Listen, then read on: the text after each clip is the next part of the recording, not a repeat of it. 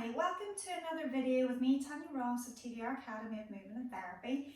This stretch follows on from the previous stretch, which hopefully you've had a work into, of dropping the chin to the chest, that neck flexion, to get into those neck extensors if they're feeling tight.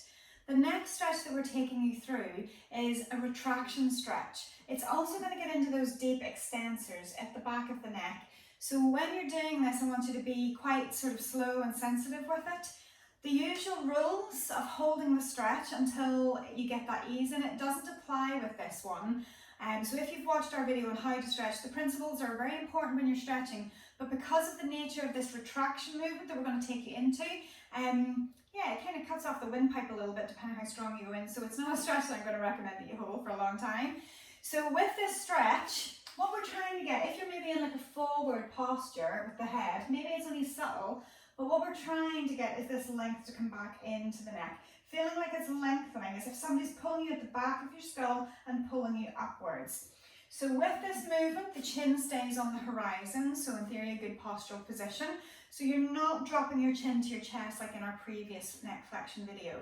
So with this, you're trying to keep the chin on the horizon as you pull the chin inwards.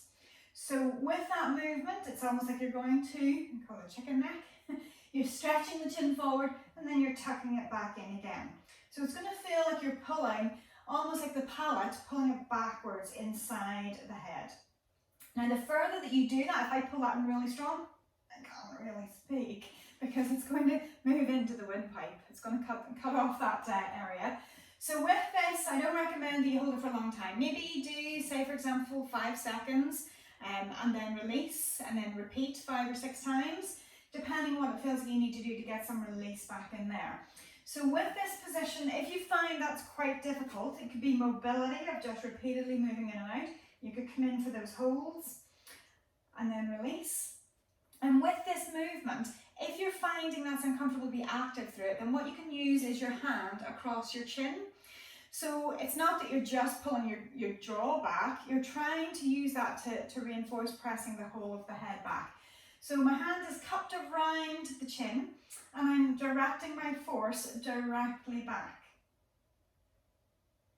Now as I do that, it definitely increases the stretching through the back of the neck. So those smaller little muscles that line the ridge, the occiput, just below where the skull connects onto the muscles at the back of the neck, can really get into those whenever they are pretty tight. So with this, again, just small holds, don't go for a long period of time. You could just mobilize and release. But with these movements as well, I don't recommend necessarily going into different angles, but not strongly. But whenever you go in, you can play with it a little bit just to see, do you find that it gives you a stretch in just a tiny little area that's on either side of the spine. For most people, I would suggest just keep it centered. But again, if that feels like it's a good stretch, that's enough. If you don't feel anything, you could maybe explore a little bit. But with this stretch, again, it's a passive stretch. Whenever you're using your hand, you're trying to relax the muscles into it. And when we go into that position, again, just making sure you're not adding any flexion in, if we're getting that straight line. So you could, in theory, quantify this, that if you were pulling your chin in 100%, then it's going to, in theory, cut off the windpipe. It's going to be a stronger stretch. But you could maybe go less than that. You could go maybe 75% as far as you could move. Maybe you go 50% as far. Maybe it's just 25%. Whatever feels like it's the right level for you. Now, I know I've said don't combine it with a drop of the chin. That's when we're wanting to get that pure stretch. But again, it's stretching into those deep neck extensors. So what we can do is add in flexion. So with that idea that you're taking it that 100% or just short, when you get there, you can add in just that little nod of the chin. And as you're holding that position, so I'm pressing in and pressing down, I'm going to feel that move into some of the other deep neck extensors. So I can do that at 75%.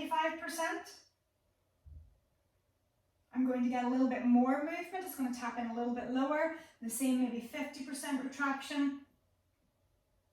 And again, I'm getting more movement there. So again, you're hitting different parts as we work down the cervical spine with those extensors. So play with it. If you feel anything that doesn't feel good, if you get lightheaded, any nausea, anything like that, this is not the stretch for you.